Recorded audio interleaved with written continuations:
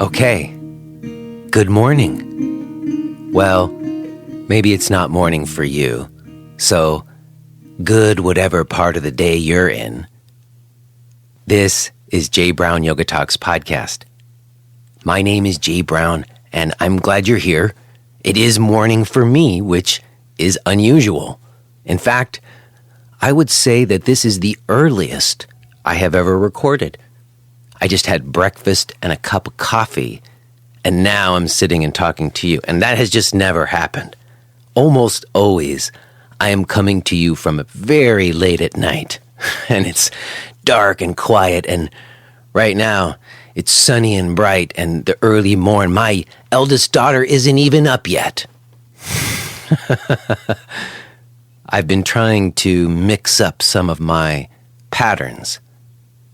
If you were here last week, you heard me talking to my friend Jennifer Cardilla specifically about sleep patterns. And last night I went to bed early, and I got up early, and it definitely feels different. I've heard yoga teachers talk about, mixing up your sequences in class to make sure that you're not getting into like ruts or, patterns that you're just comfortable, that you got to keep yourself fresh and, the neuroplasticity of your brain and all of that. But in my own personal practice ritual, anyone who practices with me knows, I tend to do the same poses in the same order again and again and again. I like that consistency and ritual, and I like the repetition over time. It's certainly not the same practice every day, even if I'm doing the same poses. It's never the same every day, but I like that consistent structure. However, it's not fixed, and sometimes I'll mix that up some. Where I mix up my vinyasa sequences more, I would say, is just in my daily life rituals. And so sleep's a pretty big one. That's one that I tend to have this idea about the late night being this creative time for me, and it's when everyone else goes to sleep and I'm on my own, and I feel the field of possibilities and thoughts more. But I don't know if that's true. I feel the field of possibility and thoughts right now here in the early morning just as much as I do late at night. So maybe that's some bullshit I've been telling myself. I don't know. In any case, it's something to consider. I remember reading about how if you want to make changes in yourself, if you want to make lifestyle changes, that the best way to do it is very small little changes. Not like huge gargantuan shifts, but just if you normally go to bed late, try going to bed early. If you normally go to bed early, maybe try staying up late. Just one little tweak of your usual pattern can sometimes open something else up, So for whatever that's worth, it's early morning. I just had coffee. So that's the vibe we're working with today. And I have a wonderful talk to share with you with Kate Herrera Jenkins. Kate is the founder of Native Strength Revolution and strippersoul.com. Yep. You heard that right. And Kate sent me an email some weeks back with just some love for the show. She's a listener, and she was sending me some supportive feedback. And I reached out to her and invited her to come on the show because I remembered reading about how hard the pandemic had hit Native Indigenous communities. I thought it would be good to speak with someone in that community to hear what's happening on the ground. However, the conversation ended up being much more than that, because Kate is really a wonderful bridge, I think. She's building some really wonderful bridges. She was a stripper at an earlier time in her life, which she's open about speaking about, and she speaks about today. And she has a deep Christian faith. And a connection to her native indigenous culture and the spirit world, as she called it. So in Kate, we have a coming together of Christianity, native indigenous culture, and yoga. So I found it wonderfully inspiring. I think building bridges is absolutely necessary, and I was so glad to have that embodied in Kate, and I'm very happy that you're going to be listening to that today. Now, real quick before we do, I don't know if you can hear it, but my neighbor just started mowing his lawn, so I may have just found a reason why recording late at night is better than recording in the morning. I don't know if that's coming through in the recording, but I'm not going to stop. I'm just going to keep going, and we're just going to let the lawnmower be in the background if you can hear that.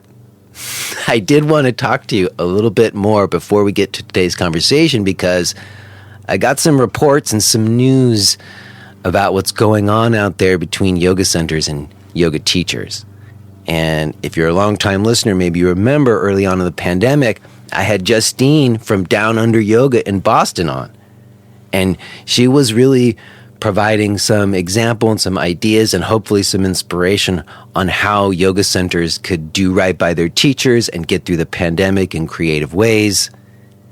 And I think they have mostly done right by their teachers, but not always. And it seems like there are some teachers who are upset. And it's an old conversation that I've heard before, because it's largely about non-compete clauses in their contracts and yoga centers, trying to protect their student bases from teachers, poaching or whatever. And it's so dumb. I mean, I want to say this to anybody who's listening to this from Down Under Yoga. It doesn't make any sense. Just let them go. Even if they were to take a couple of students with them, that's not what makes the centers work. The centers are the places where the people come to. And for the yoga teachers out there, I just think that it's what I've been saying for a long time about owning your own landscape and being able to have a directional thing happening for yourself where you are able to do what you need to do with your teaching, and then you collaborate with centers, but you're not in a position where they would get to dictate what you do as a teacher.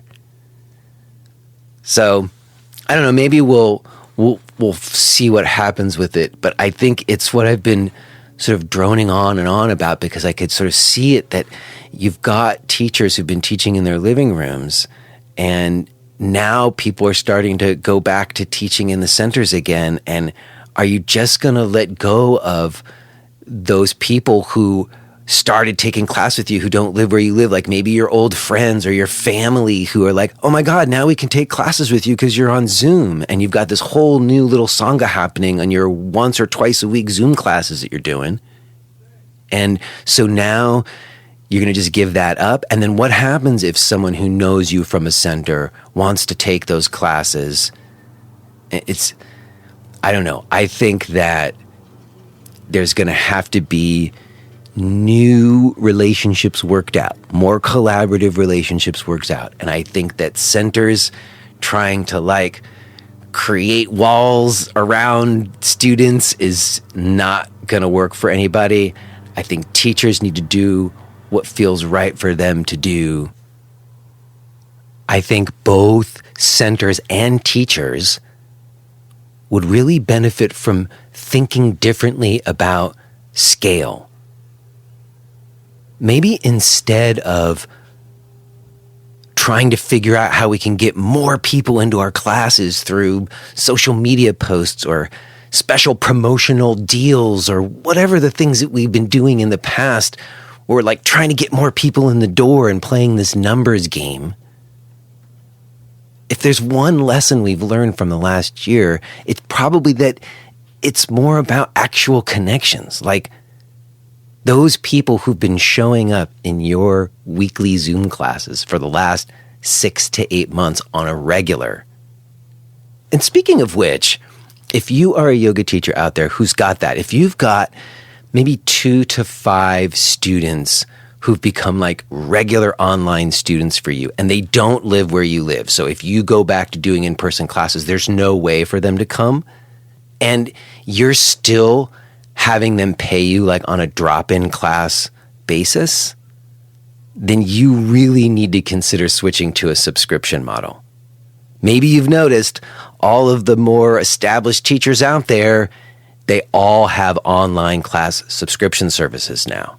And there's a reason why that is the case, because it actually does not make sense to charge per class or like 5 class or 10 class cards like the way we've been doing it forever. Doesn't make sense when you're talking about online classes. And that's a much longer conversation. And if you want to have that conversation, you should join my Yoga of Business class. We would be happy to lay it out for you. But you'll just have to trust me on this, that if you are a yoga teacher out there who's trying to build a more sustainable future for yourself on some kind of financial level, and you want to get compensated for your teaching, like you don't do it by donation only, then you absolutely have to develop a subscription service for yourself for your online classes. And, you know, a lot of the stuff that people use out there, whether it's like your email service or your website service, they'll have like a built-in commerce solution, right? Where they'll just make it easy for you to schedule and receive recurring payments from people. And I want to recommend that you do not use the commerce solution that is provided to you in another app. We are very big advocates, me and my partner Josh, of single-use apps. Let your website just be your website. Let your email list just be your email list. And let your money, like where you collect money, just be for that. Don't have that be connected or bundled in with other services. And I highly recommend that you use MoonClerk for your commerce, your money receiving.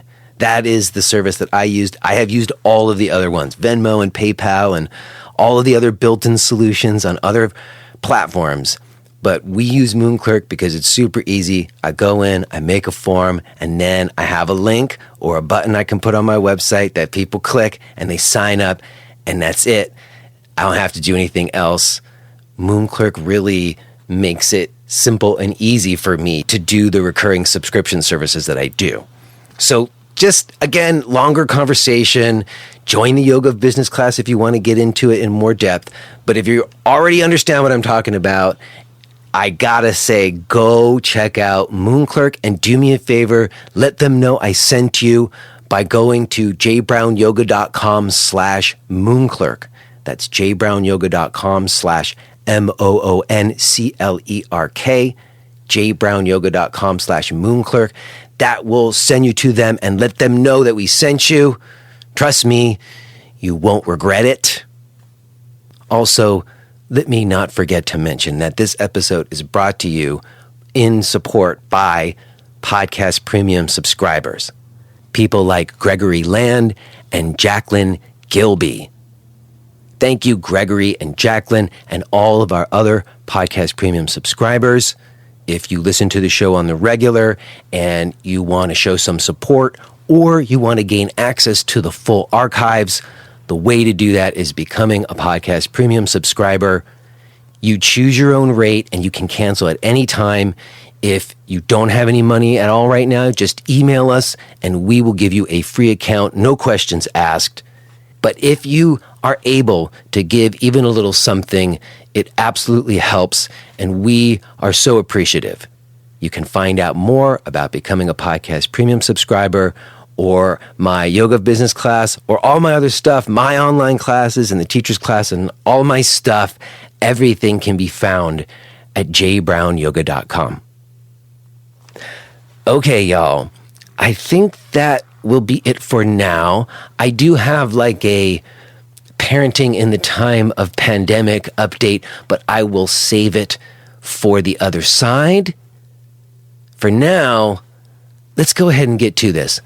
Let's listen to this conversation that I had with Kate Herrera Jenkins.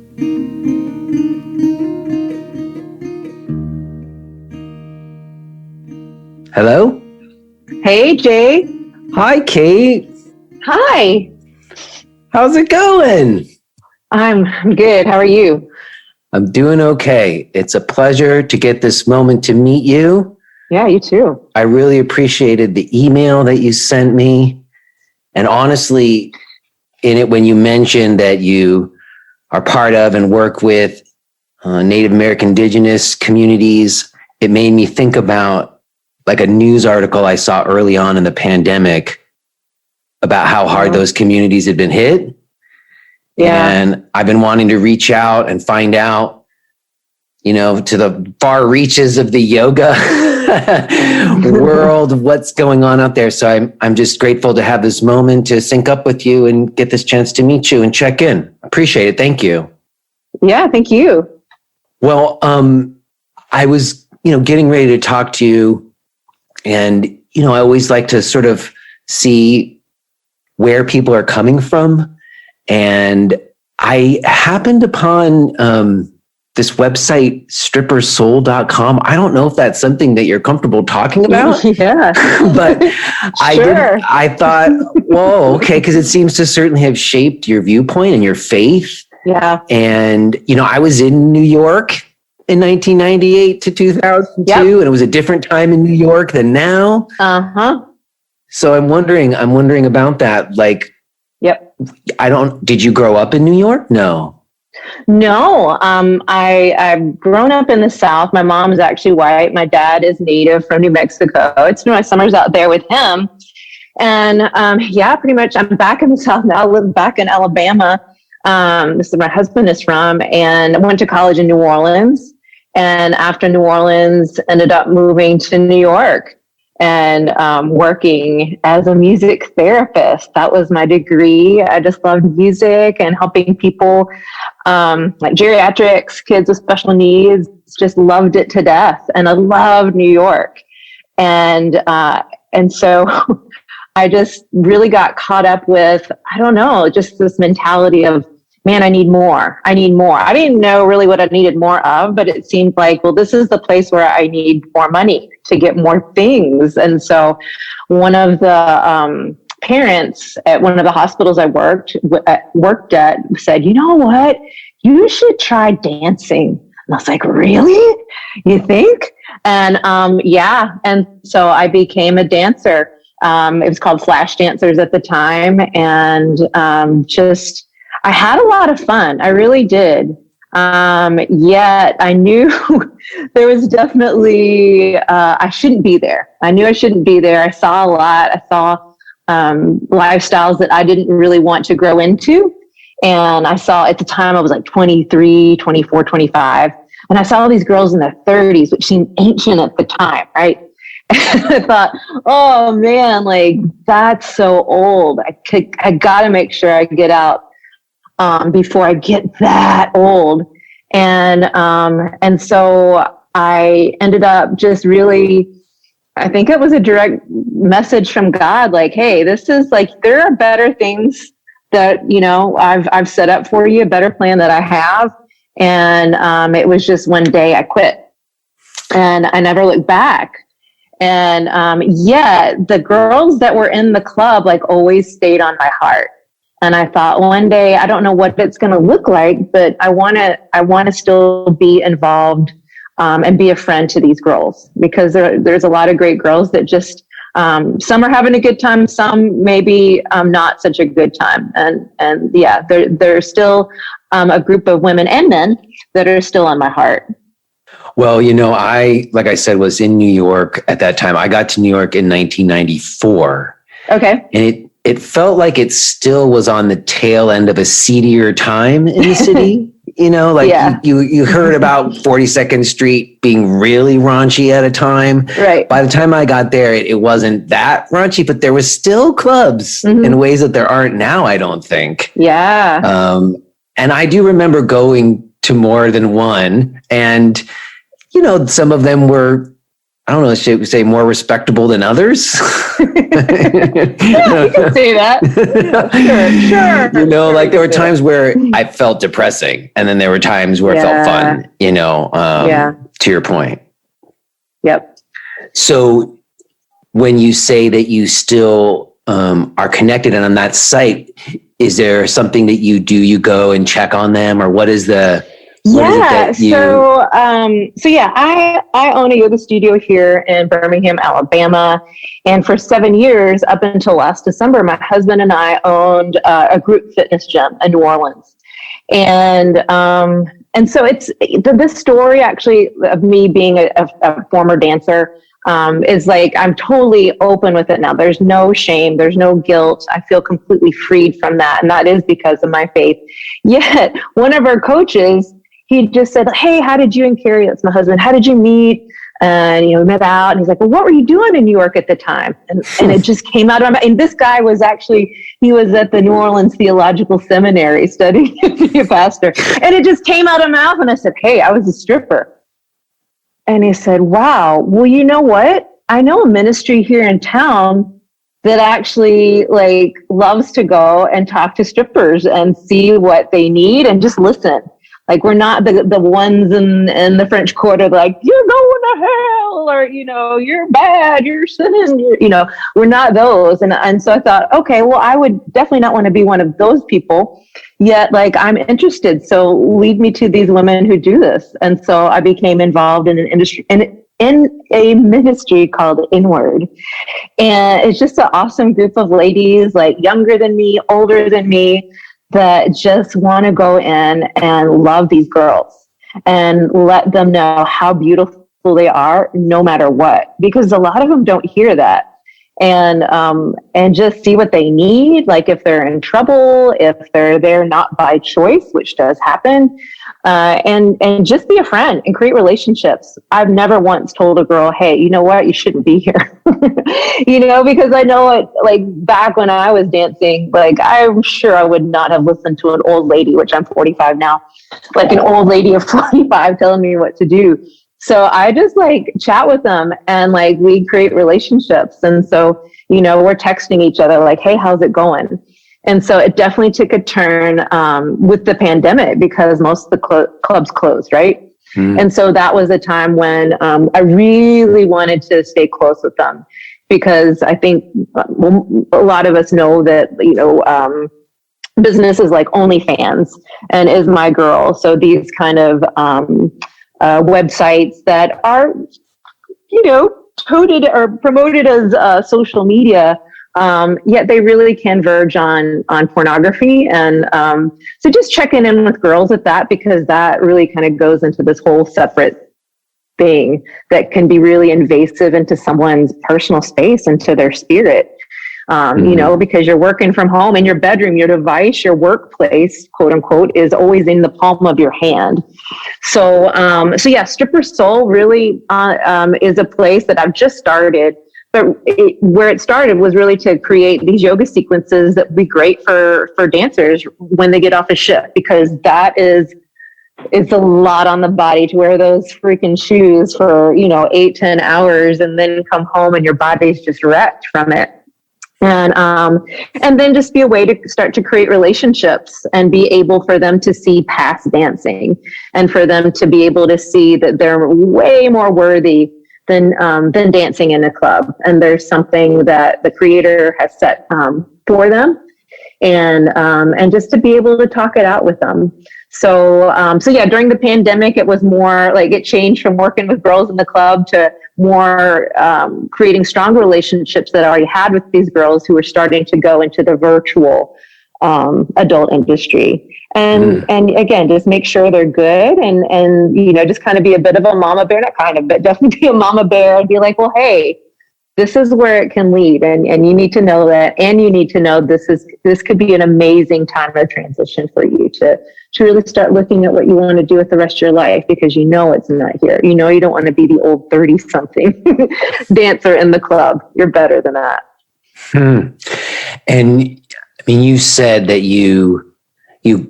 it came to you sort of like a message to that was time to leave. Yeah. I mean, I've been talking about that on the show. Just this week, I've been talking about getting messages and signs and symbols. And I don't always think of it as coming from God necessarily, but it could be, the word is often throws people, but you get messages sometimes, and you mentioned that. Was it like that, or what was the decision to leave it and go in a different direction? Yeah, I think it was really the people that I knew cared for me the most were coming more into focus, specifically this one nun, Sister Nadine, and she and I worked together at Terrence Cardinal Cook Healthcare Center, which was up on Fifth Avenue, like around 105th. And she would always just call and check up on me. And there was something about that just really made me come back to who I really was. Like, I wasn't necessarily the half naked girl, like in the club. I was something so much bigger. I was a child of God. And then soon after, I did meet my husband, and I knew, like, oh, whoa, this is a gift. This dude is everything. And if I know anything, if there's anything in my brain, I know I need to quit right in this moment, get out of this, and like be a woman that, you know, a man would want to marry. And a man, some of them will marry a girl that's a stripper, and that's okay. I'm sure there's things. Well, I've seen that there's things to work out when there's that kind of situation. Yet I knew I wanted to get out and be a wife that I knew this man deserved, like completely devoted to him and no one else. Okay, well, when does like yoga come into play for you? Yeah, so there was definitely a bit of shame after that. Like, it was something I really didn't start talking about until maybe 5 years ago. So I'd say there was a good like 15, 20 years where there was a bit of shame. And it was really even hard for me to look in a mirror sometimes, just kind of like, oh man, like, you know, you've done all these things. That's kind of crazy. And so I thought it was kind of a weird thing. When I was in New York, I would go to the American Indian Community House, which was where there was a Jiva Mukti.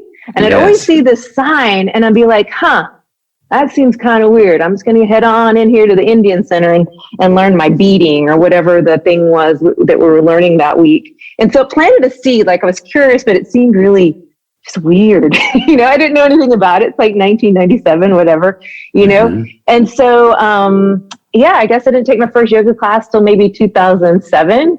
And a friend from Atlanta invited me to a Bikram yoga class. And it completely changed my life. I went into the room. It was hot. I was miserable, yet like there was this refinement, like with gold or something, that like I felt my spirit start to rise to the top. And it was very similar. I'm Cochiti Pueblo. Pueblo is the tribe in the southwest from New Mexico. And it's very similar to what we do in a kiva. And so every summer in July, middle of July, hundreds of us come into this small kiva. It's maybe, I don't know, about maybe 20 feet in diameter. Gets super hot. We're all moving together. We're all struggling together. And like, it doesn't, like, the struggle of it starts to just slowly disappear. And it's just us together with the spirit. And that's what I felt that first class.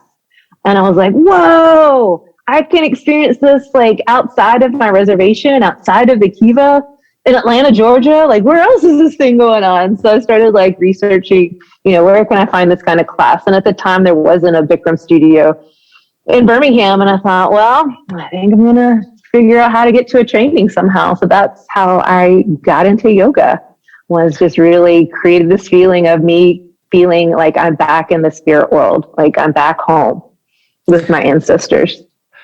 I've had a conversation like that on the show before, specifically around like hot yoga and like ceremony, indigenous ceremony, and like they're feeling like a connection there, and specifically around it bringing you to spirit. Yeah. And that's interesting to me. Is a kiva like what is specifically when you say a kiva? Is that just like the name for the gathering, or what? No, it's an actual structure. It's a structure. So nowadays, like there's 19 pueblos within the Pueblo tribe, and every pueblo has at least one kiva, and it's a round structure. They're now built on top of the earth, but used to be they were built below the earth. So if you go to ruins like Chaco Canyon or Bandelier, all these places that really have a lot of the ruins of the ancient Puebloan culture, you'll see that they're built into the earth. So the roof is actually flush with the earth. And there's a ladder, big wooden ladder that you go down into it. And the idea is that you go back to the place of origin, because the Pueblo culture, they believe that we came from the earth. So that's why the earth, another reason the earth is so sacred, it's where we came from. And so as we go deeper down subterraneanly, we come close to the source. And so nowadays they're built on top of the earth. There's a staircase now, a beautiful staircase that you walk up. And then at the roof, you climb down into the ladder, and it's still symbolic of coming down close to be with the spirit world. Yeah, the earth, I had a friend on not too long ago. She worked in the government, the Bureau of Native American Affairs, and was talking about how they had to educate people because they didn't really get the concept that in the Native American cultures, you don't take ownership over land. Right. Yeah. Yeah. And I guess, so you said that you spent summers with your dad. Was that on a reservation? Yeah. So my grandparents still lived on the reservation, and he lived in Southern California at the time. So he would usually take me and drop me for a bit. So I got to spend all this time with my grandmother and grandfather and learn so much from them and the people that would just nonstop flow into their home every day, and learn from them and really start to pick up on the way of the village and the way of the culture. And I'm very grateful for that. Yeah, I saw on your website, there's a whole little section for Grandma Julie. Yeah. And I just thought, I never really I had my grandparents, I was never really close with them. And I guess, right now, given the way things have been, and I've got 2 daughters, and the way that all the schools gone online, and we have to try to create these boundaries around them just being plugged into these digital devices. And I think about what it would be the way of the village or whatever. Yeah. I'm wondering what that experience was like, what you remember of that time with your grandma and what you learned from her. Yeah. So it's funny. You just brought her up. My dad just messaged in and said that he's with her. So my dad just moved to Arizona a couple years ago, and it's his first time visiting her since December of 2019, because all the pueblos have been on lockdown because of the coronavirus. So it's just a really special moment, and bringing up Grandma Julie right now. She's 97, and she's a woman in the village who everybody calls grandma. And there's biologically only, I think, 6 of us grandkids.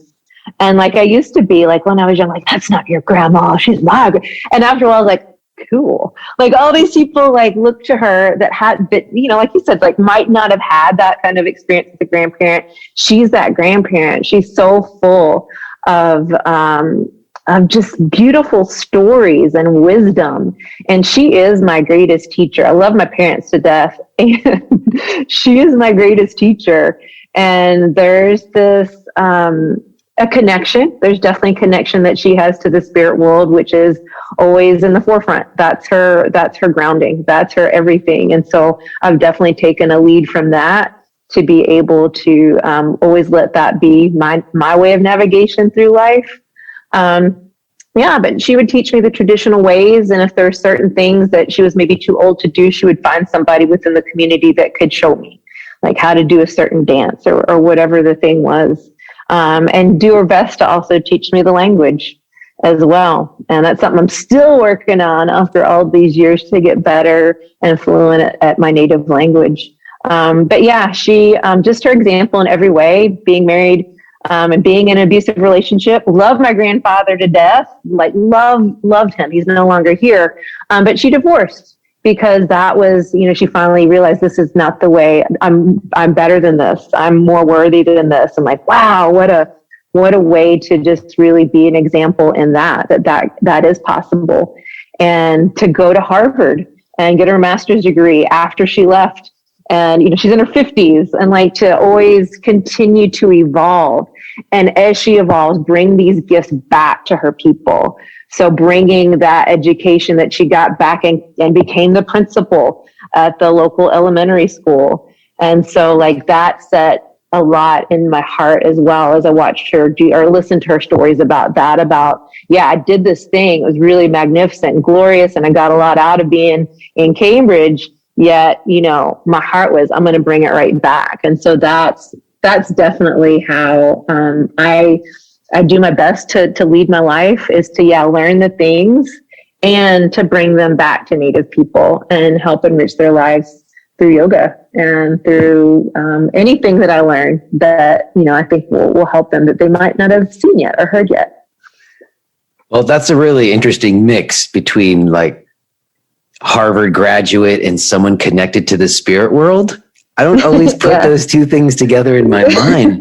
That's really interesting. And for you to have that experience, when you say she was really connected to the spirit world, what do you mean by that? Like, did she? Yeah. Like, well, yeah. So there's a lot of traditions within any Native culture, and she's very connected with all of them. There's a lot really we just keep to ourselves. We don't go into too much detail about, just to respect it all. But really knowing that and honoring it, and knowing that it's a gift. Not everybody has this way of living, that they can connect to the spirit world with these traditions that are who knows how old, thousands, 10,000 years old.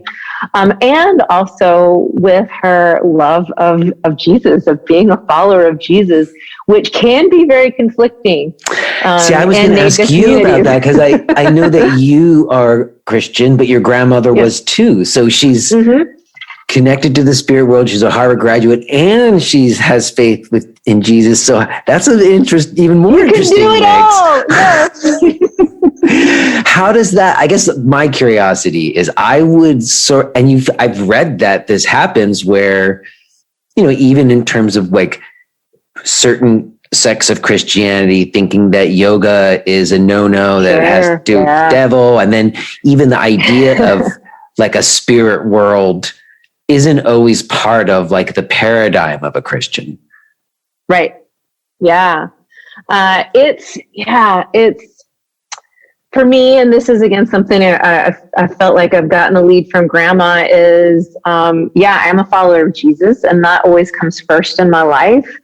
And then from there, using that as kind of like his word as a diagnostic as to how things fit in my life, or how they don't fit in my life. So there's definitely been some traditional things I'm like, I don't see how that's bringing light to the people. That's actually really kind of scary from my experience.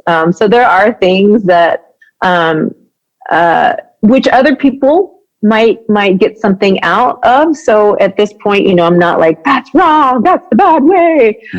Yet I know what's right for me, and really using the word to help me navigate through all of that, and be a servant leader, and be a disciple to many, or be a disciple of God, and serve as many as I can. That's what I meant to say. And just live a life of service. And that's how my grandmother really lives her life still to this day. Oh my gosh. She's always doing and she's 96, almost 97, doing all these things for other people. It's amazing. And there's no excuse not to. And it's just, some people feel like, I've got to take care of myself first, or self-care. And that's great. And from my experience, like I get so filled from serving, and doing my best to listen, and like listen straight up to my Creator, and like, okay, what do I need to do? Or I'm here, I'm available. Like, what's my next step? And doing my best for me to get out of the way and do the thing that needs to be done to help heal people physically, mentally, and spiritually, mainly through, wellness and yoga and movement and nutrition. But also, just building those relationships and creating trust. And, for a lot of Native people I meet, they're kind of like, wow, they're first kind of like normal. We don't know you all the way yet, but kind of normal person that, considers himself a Christian, because there's a lot of weirdness out there. And I get it. Like, the presentation of a Christian that you're giving us is very inclusive. You're not totally. That's how Jesus was. That's what I was going to say. He would have gone into the clubs. He was friends with the prostitutes and the girls that weren't making the best choices and the guys that weren't making the best choices. That was him, and he loved them. He gave them grace, and he told them the truth. Like, hey, this is what you're doing. And it's best that you probably don't do that anymore, kind of thing. But with love, and never, mean or anything like that. With love, with grace. Well, I was raised into a Jewish household of sorts. I didn't in my adult years, like, I don't embrace the Judaic faith. I don't really identify with that.